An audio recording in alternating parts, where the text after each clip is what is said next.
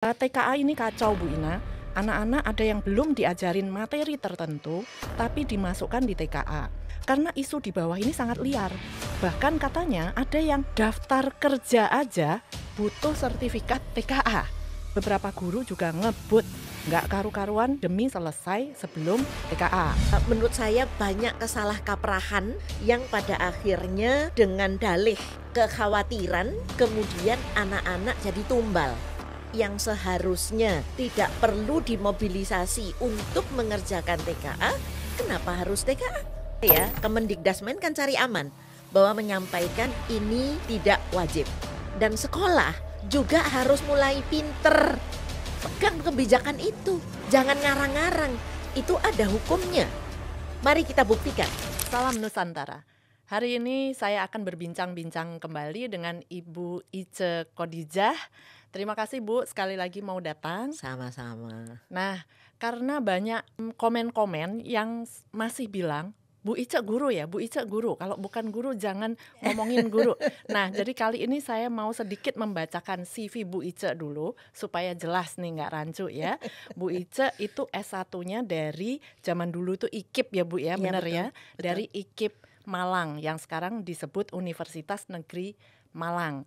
Jurusannya memang betul pendidikan kan Bu, pendidikan bahasa Inggris ya. Betul. Nah, kemudian S2-nya dari University of Warwick di UK. Betul ya Bu? Betul. Dan itu juga Master of Arts in English Teacher Education Yeah. juga, tetap pendidikan. Dan S3-nya dari UPI, Universitas Pendidikan Indonesia, juga masih di jurusan pendidikan. Nah, jadi udah jelas ya. Semoga sudah clear. Nah, Bu Ice, hari ini saya pengen membahas soal UN. Mohon maaf nih, mari kita biasakan tidak menggunakan istilah-istilah baru. Betul. Ya, karena ujian yang dinasionalkan, tetap aja bahasa Indonesianya kan ujian nasional ya Bu Ice ya. Betul. Karena nantinya kita pakai TKA, kemudian ganti pemerintah lagi, ganti istilah lagi. Jadi saya mungkin lebih banyak gunakan istilah UN tetap lah ya intinya. Nah, UN ini diselenggarakan kembali mulai tahun ini, bahkan bulan ini bakalan ya Bu Ice ya. Secara formal diumumkan bahwa UN ini tidak wajib, tapi membantu atau malah digunakan untuk naik ke jenjang berikutnya.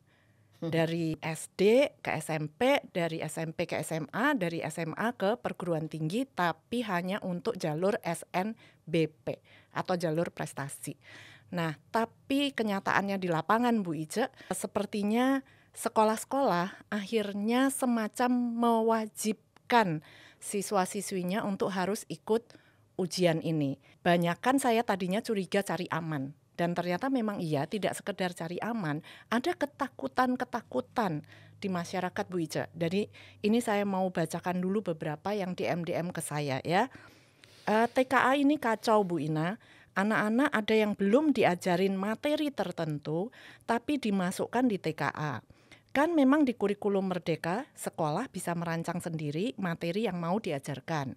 Lah ini dipukul rata sama di TKA. Beberapa guru juga ngebut, nggak karu-karuan menyelesaikan materi demi selesai sebelum TKA. Kemudian ada lagi, TKA ini dadakan sekali Bu Ina, kasihan anak-anak harus ngejar materi dalam 1 bulan.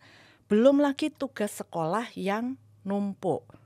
Nah kemudian ada lagi, ini SMK Bu, bahkan Bu izin menyampaikan unek-unek kami di bawah. Tapi jadi saya serasa kayak DPR Bu, perasaan saya bukan pejabat negara, bukan DPR ya, laporannya kok ke saya. Nah kami selaku pelayan pendidikan ini sering kebingungan terkait TKA. Bukan kami kemudian memaksakan murid fokus pada TKA atau maksa mereka ikut TKA. Tapi tujuan kami adalah memastikan murid kami punya ban serep andai kata terjadi kebijakan berkenaan dengan kepemilikan sertifikat TKA. Karena isu di bawah ini sangat liar. Bahkan katanya ada yang daftar kerja aja butuh sertifikat TKA untuk kerja Bu, katanya. Nah kemudian khusus terkait dengan informasi, jangankan dari pusat kesatuan pendidikan, bahkan informasi dari tingkat cabang dinas itu masih blur. Belum lagi kondisi internal yang masih serba tidak tahu ini itu. Jadi saya sebagai guru BK ingin berfokus pada murid-murid yang ingin SNBP saja agar ikut TKA. Tapi kami memiliki ketakutan akan murid kami yang berubah pikiran. Terlebih lagi justru kadang TKA malah membuat mereka bilang, ya udah saya nggak usah kuliah aja, toh sama-sama tes. Mau masuk SNBP harus ikut TKA, nanti mau SNBT harus ikut UTBK, tes lagi. Jadi mending nggak usah kuliah katanya. Jadi anak-anak SMK begitu. Nah gimana Bu? Iya, saya sih sepakatlah disebut mau uji apa aja, kalau yang sifatnya nasional ya Bu Ina memutuskan untuk menyebutkan ujian nasional. Tapi saya pikir ini ada satu permasalahan yang jauh lebih fatal ya dalam para pelaku pendidikan seperti pengawas, kepala sekolah, dinas pendidikan dalam memahami kebijakan. Kenapa kebijakan ini yang sudah jelas-jelas disebutkan? Karena menurut saya Kemendikdasmen kan cari aman bahwa menyampaikan ini tidak wajib. Sudah itu yang harus dipegang, bahwa yang dipegang adalah kebijakan ini tidak wajib. Yang kedua, disusul oleh pengumuman penjelasan dari Kemendikti yang sangat detail sampai sudah ada lini waktunya. Bahwa TKA, karena terutama ini kan yang kelas 12 dulu ya, hanya diperuntukkan buat anak-anak yang masuk ke perguruan tinggi jalur prestasi. Kalau anak tidak punya prestasi, tetap mereka harus melalui jalur tes.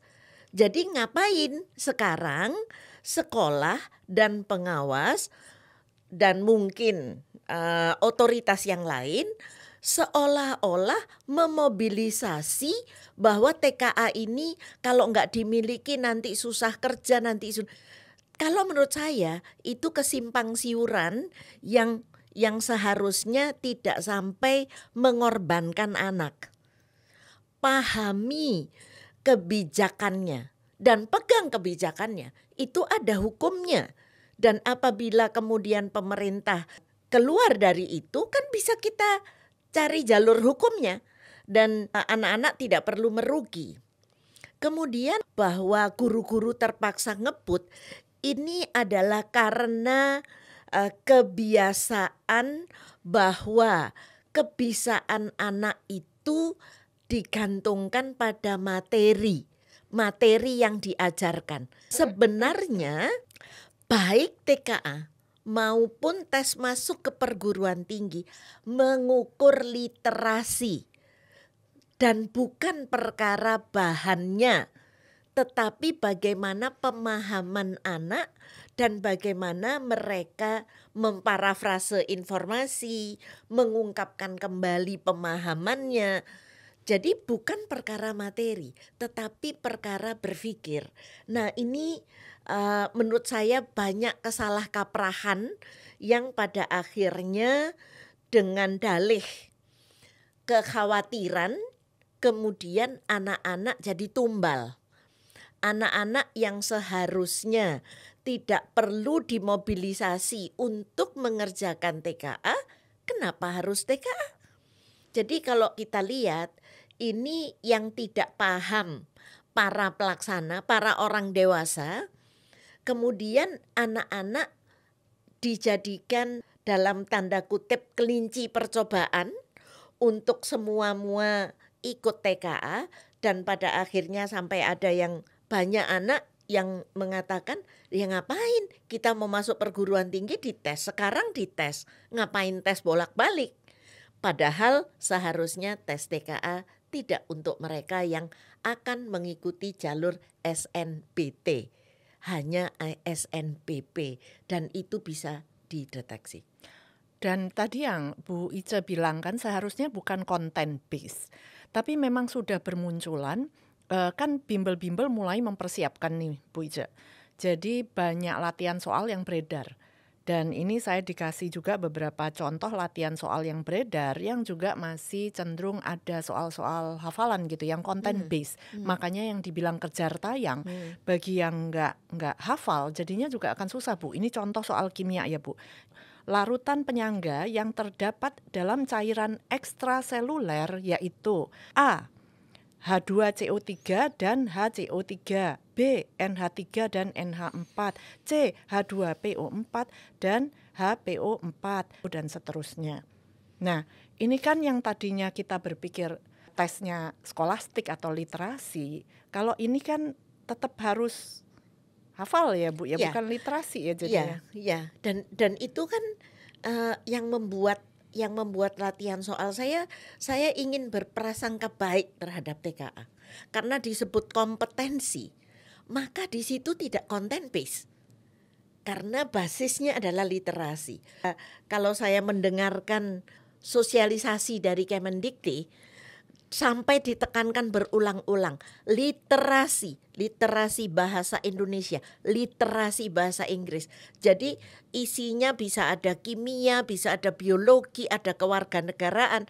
Yang penting di situ literasi adalah faktor bagaimana seseorang memahami informasi kemudian mengungkapkan kembali dalam bentuk yang menurut dia benar, bukan seperti yang contoh disampaikan Bu Ina tadi.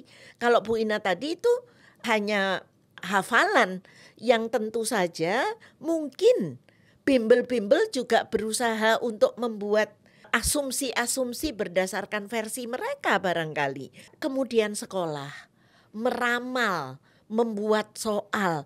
Ini kan anak-anak bisa terjebak pada hal yang salah. Dan ketika mereka nanti mengerjakan tes TKA-nya juga bisa jadi melenceng dari dugaan yang mereka punya. Nah, inilah yang menurut saya literasi membaca para penyelenggara pendidikan ini penting sekali.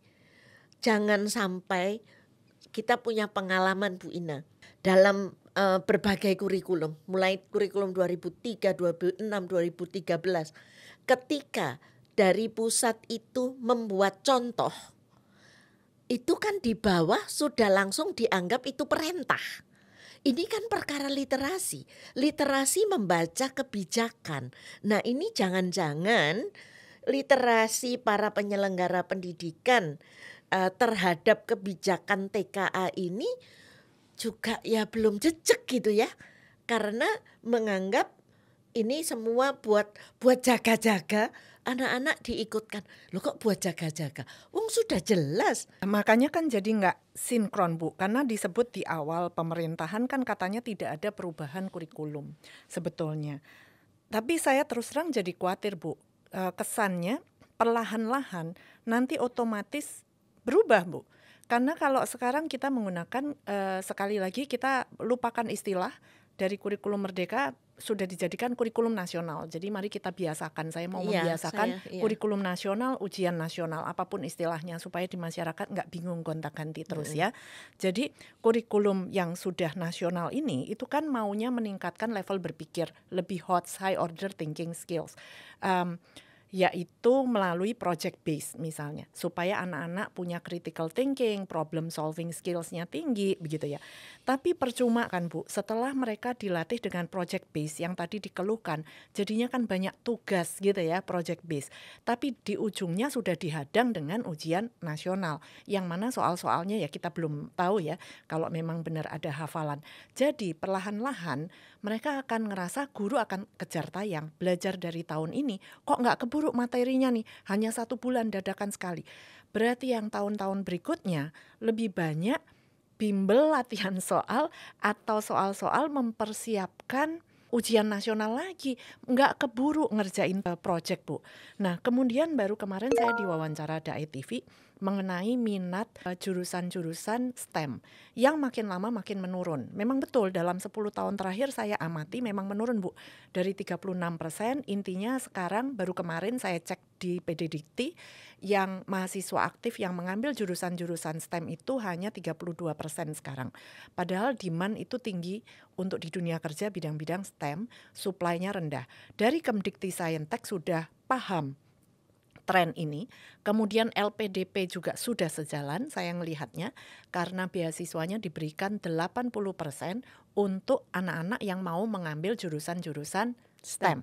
Nah, tapi yang ditanya bagaimana caranya meningkatkan anak-anak di SMA misalnya di Kemendikdasmen ini supaya tertarik atau berminat ke bidang-bidang STEM karena lama-lama menurun. Nah, jawaban saya ya sebetulnya sudah tepat dengan project base karena anak-anak itu tidak melihat relevansinya sains tadi. Kalau bahasa tadi CA3, CHOOO berapa tadi nggak melihat relevansinya dengan kehidupan sehari-hari. Sementara saya baru rapotan anak term pertama, anak saya tuh lagi belajar di SMP, Bu. Anak saya SMP lagi belajar gaya gravitasi gitu. Membandingkan antara bulannya bumi dengan milih satu bulannya Jupiter gitu. Nah, membandingkan itu. Tapi interdisipliner sekali. Sambil dia presentasi menjelaskan fisika, gaya gravitasi, untuk pelajaran bahasa Indonesia itu diminta membuat puisi tentang gravity gitu, dikaitkan dengan kehidupan. Nah, puisinya ini kemudian diminta oleh guru musik dijadikan lagu. Nah, jadi kan itu sangat interdisipliner. Jadi yang paham guru-guru kan nggak perlu takut kehilangan jam mengajar. Karena dengan topik sains ini lebih membumi, lebih relevan dengan anak-anak dan mungkin bisa lebih dekat dengan minat-minat mereka. Siapa tahu ada yang tertarik musik, ada yang tertarik dengan puisi begitu ya bahasa Indonesia, ada yang beneran jadi tertarik dengan fisika begitu.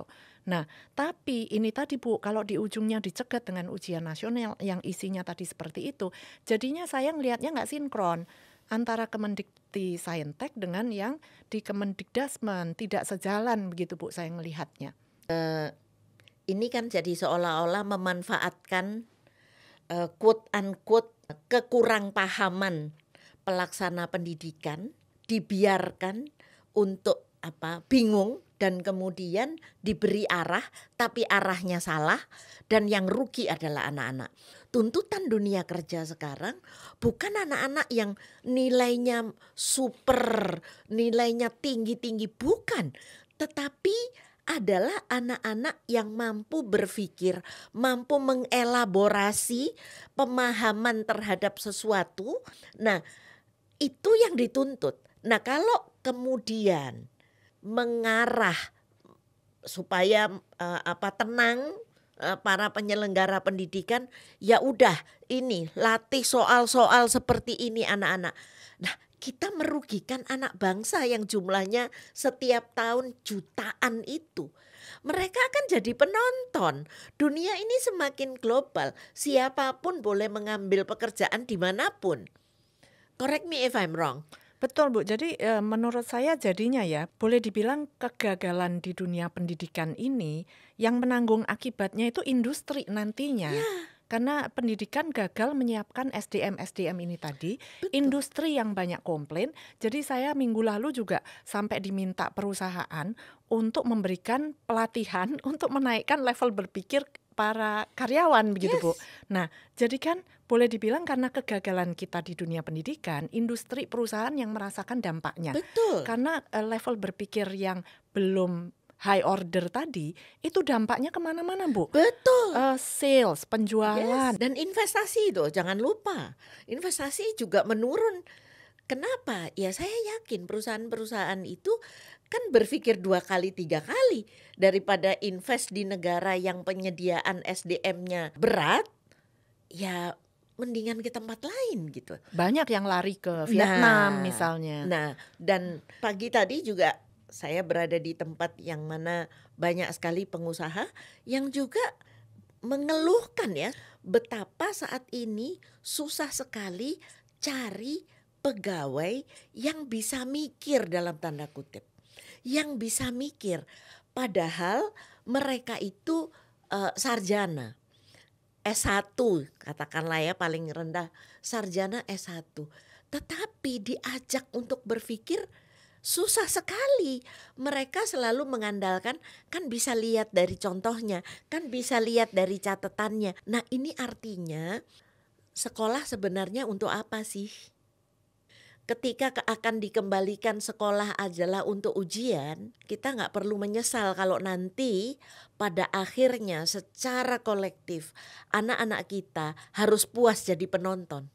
Ya, karena dengan adanya teknologi, bahkan pekerjaan-pekerjaan yang kita butuhkan di Indonesia itu bisa ditangani orang-orang dari India misalnya, tanpa mereka Tanpa datang datang ke ke sini. sini, ya. Cyber security, Ya, melindungi iya. data perusahaan kita di sini bisa Betul. dilakukan dari India, nggak Betul. perlu ke sini, begitu Tidak kan Bu? perlu, tidak perlu. Ketika anak-anak itu disandingkan dengan anak-anak dari tempat lain, ketika mereka dalam memberikan narasi jawaban tidak mendalam, ketika menjawab pertanyaan pendek-pendek, di mana dari tempat lain anak bisa memberikan reason yang mendalam, Analisa. memberikan penjelasan tanpa harus quote atau melihat contoh dari mana.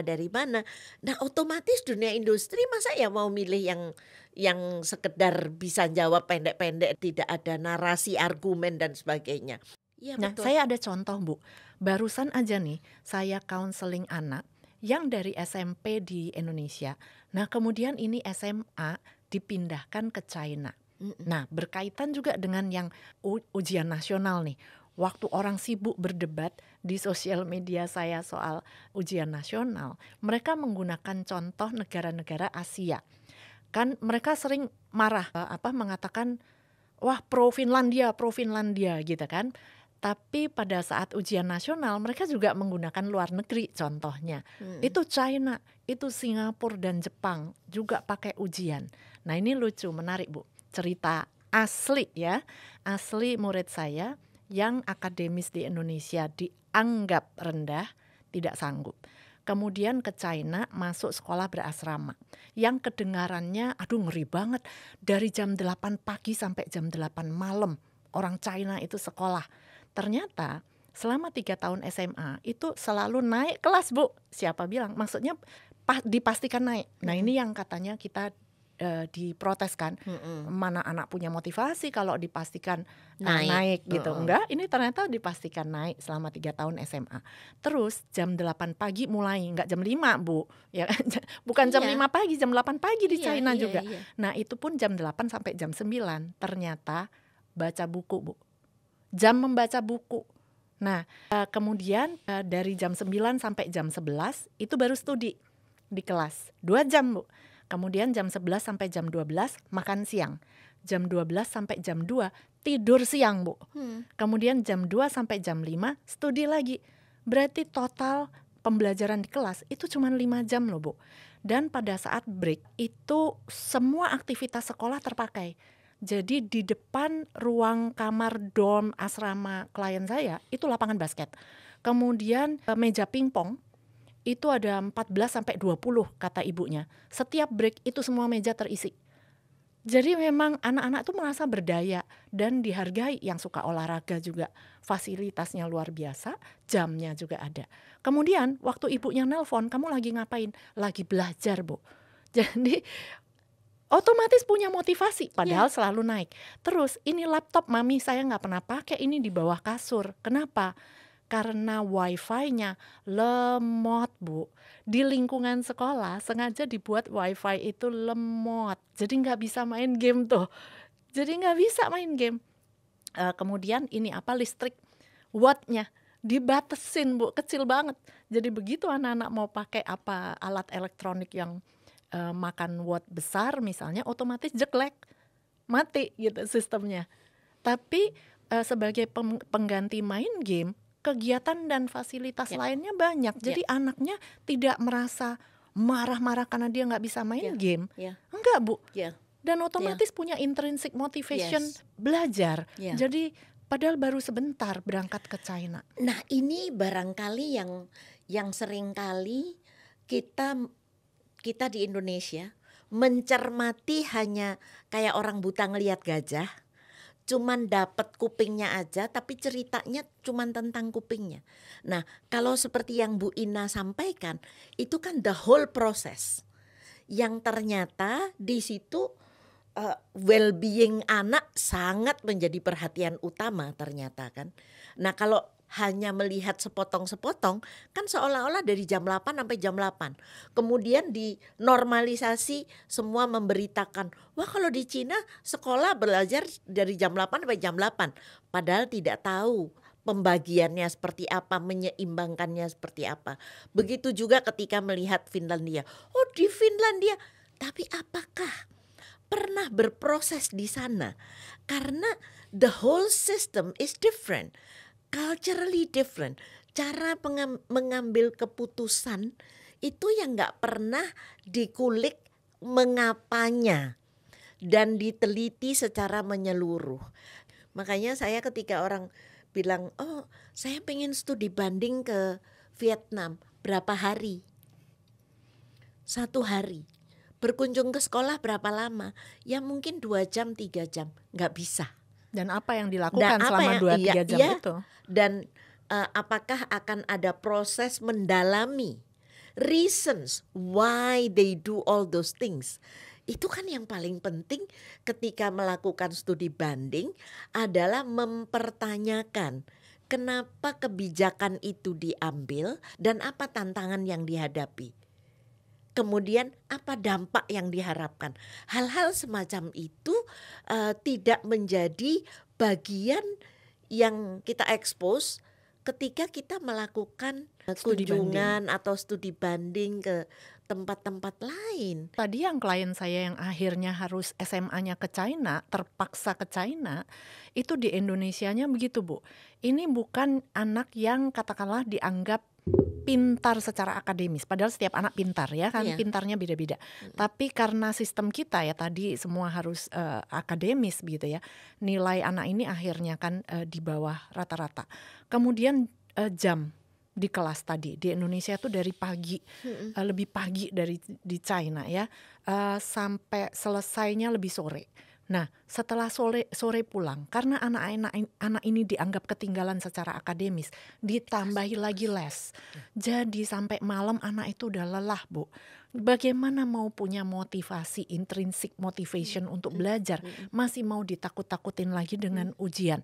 Jadi anaknya itu ya meningkatkan nilai dari 2 atau 3 fisika dengan berjuang belajar. Sampai anaknya nangis bisa Bu dapat 68. Itu memang udah wah luar biasa sekali. Tapi itu dengan perjuangan dia nangis. Do you think they will be interested in physics? Nggak bakal gitu loh. Jadi padahal tadi bicara Finlandia, saya pernah mewawancara mahasiswa kita yang mendapatkan beasiswa S3 di Finlandia dan sudah punya anak balita. Jadi dibawalah ikut ke Finlandia, otomatis bersekolahlah, merasakan sekolah di sana.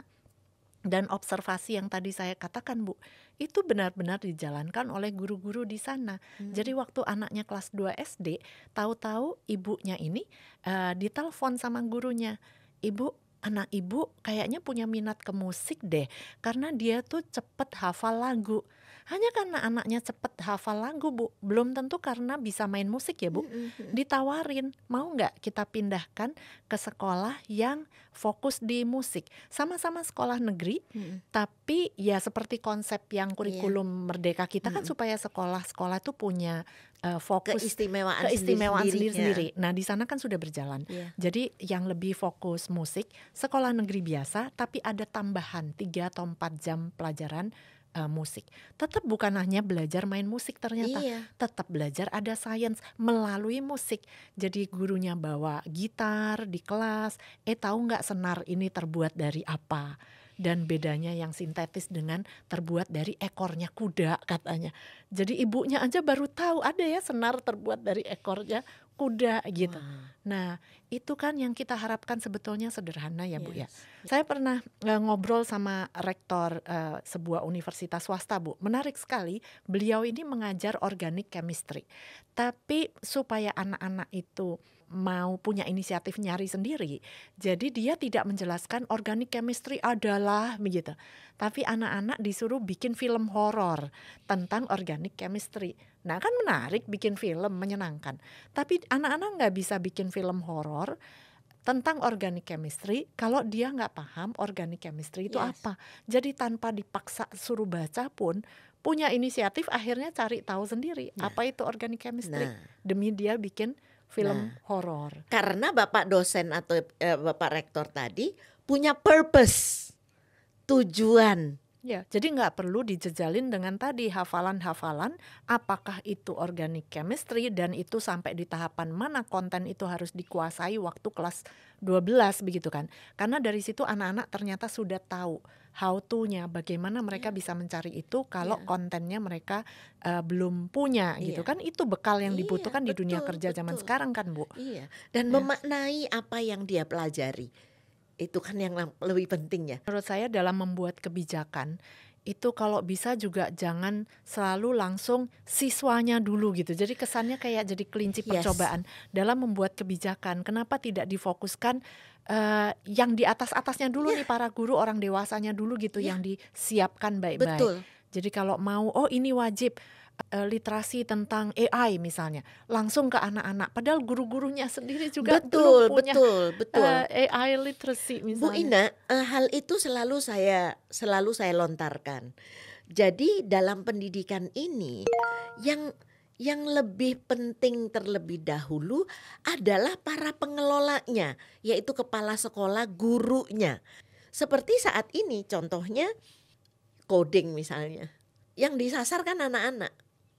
Padahal di sekolah guru yang akan mengampunya ya nggak tahu sebenarnya tujuan mata pelajaran coding ini di ujungnya memampukan anak untuk apa sih? Kan tujuannya computational thinking sebenarnya kan. Mampu berpikir computational dan mampu dapat mempunyai kecakapan untuk memperkirakan ini, memperkirakan itu kan begitu. Nah, tetapi ketika gurunya hanya dilatih sesaat, kemudian dikasih contoh-contoh, kemudian disuruh ngajar, bagaimana akan bisa mencapai tujuan itu? Makanya kan PR-nya masih kalau ada kebijakan, kalau bisa itu sebetulnya guru-gurunya dulu dimantapkan dulu, kemudian kolaborasi antar guru mata pelajaran ini melihat relevansinya dulu. Kalau gurunya sendiri nggak melihat relevansinya AI coding dengan pelajaran saya, gurunya aja nggak tahu, bagaimana kita bisa berharap guru ini bisa menyampaikan hal yang sama, melibatkan anak-anak untuk paham gitu gunanya AI dalam kehidupan sehari-hari. Apa korelasinya AI dengan mata pelajaran yang saya ampu, dengan sejarah, dengan musik, dengan yang lain-lain. Potensi ke depan anak-anak bisa seperti apa? Saya selalu concern dengan dampak yang terjadi di dalam diri anak ini apa sebenarnya. Ketika kebijakan-kebijakan itu hanya simply melihat ke anak-anak, maka ya itu akan sesaat aja sih sebenarnya. Dampaknya burnout, Bu. Saya ngelihat anak-anak sekarang itu udah kayak blank begitu, Bu. Jadi ya saya tidak menyalahkan sepenuhnya ke anak-anak. Terbayang kalau mereka hanya disuruh duduk pagi sampai siang sampai sore, hanya mendengarkan gurunya ngomong terus, itu tuh melelahkan sekali, Bu. Kebayang buat anak-anak masih dijejalin. Ada sekolah yang saya nanya di sini ada berapa mata pelajaran? 21, Bu. Kebayang 21, saya rasa 15 aja udah terlalu banyak gitu ya. Jadi aduh, anak-anak kadang kalau udah masuk ruangan saya itu udah kayak mata juga udah blank, ada yang masuk juga udah langsung tidur gitu. Kelelahan sekali, Bu, anak-anak sekarang. Makanya mereka jadi kebalik. Semangat mereka untuk kuliah itu udah langsung, udahlah aku mau nyari kuliah yang fun, yang gampang-gampang aja. Udah gak mau susah. Jadi begitu berat, udah habis. Begitu saya sarankan kelas 11, kimia jangan dibuang ya, ambil kimia dulu ya. Aduh susah. Gurunya gak enak, gak bisa ngajar. Akhirnya di drop. Nah, ngomongin gurunya gak enak, itu kan sebenarnya karena guru itu gagal dalam mendesain aktivitas di dalam kelas. Kenapa kok sampai ada guru yang tidak punya kecakapan mendesain aktivitas di dalam kelas.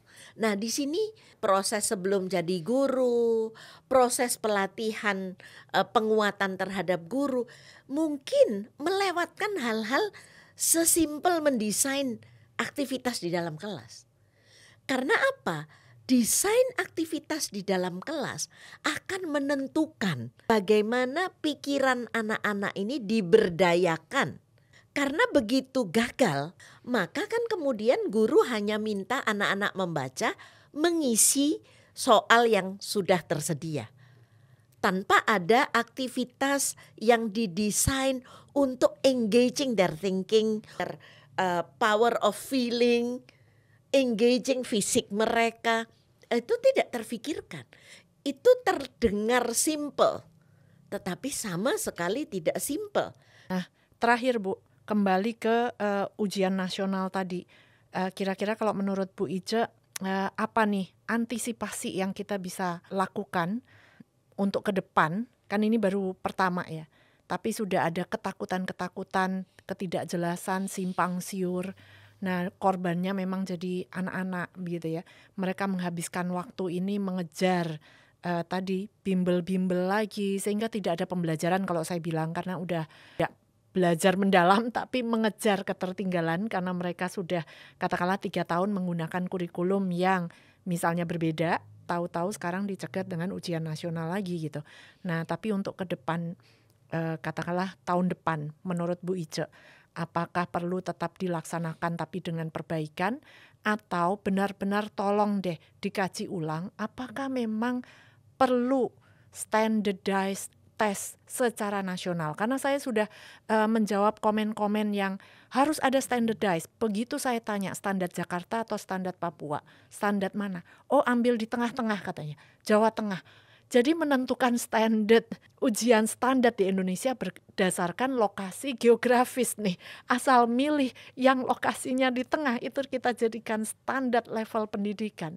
Nah, bagaimana menurut Bu Ica? Bu Ina, kalau TKA adalah validator buat anak berprestasi dari raport semester 1 sampai semester 5 untuk SMA dan SMP, mari kita kekukuhkan itu.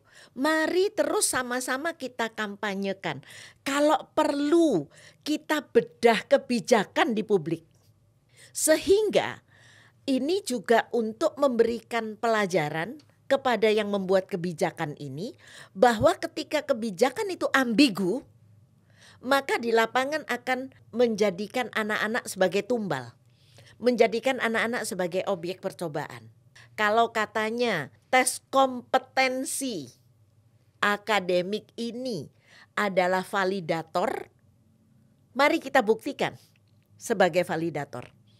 Jangan alih-alih karena ini proyek yang melibatkan banyak anak dan kemudian membuat sekolah mengeluarkan biaya, maka yang kita salahkan ya kebijakannya.